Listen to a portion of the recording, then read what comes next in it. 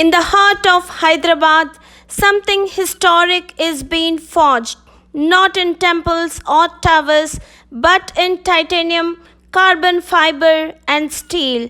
Not in celebration, but in strategy, not just for today, but for generations. I'm Uma, and this is Trendline Times.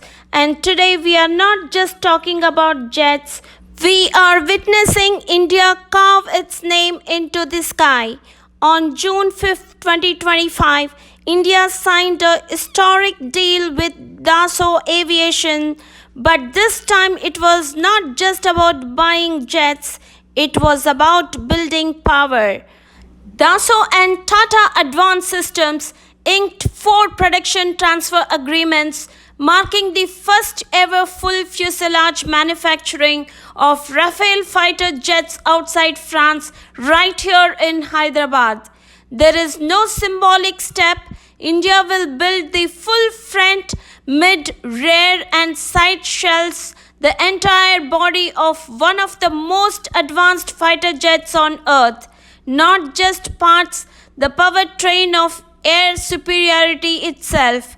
This leap is not born out of pride, it is born out of purpose. The 63,887 crore Rafale Marine deal signed earlier this year brings 26 carrier-capable jets to India's Navy. But this Hyderabad move, it shifts India from consumer to contributor.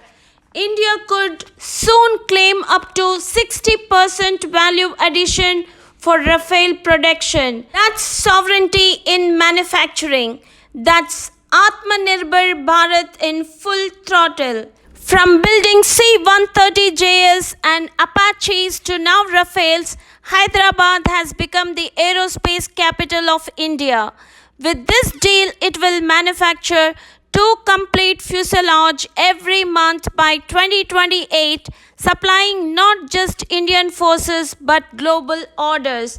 This is not a Make in India factory, this is a Make for the World facility, and it stands as proof that Indian soil can craft global excellence.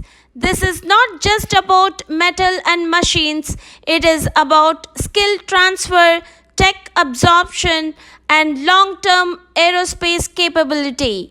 French precision meets Indian innovation.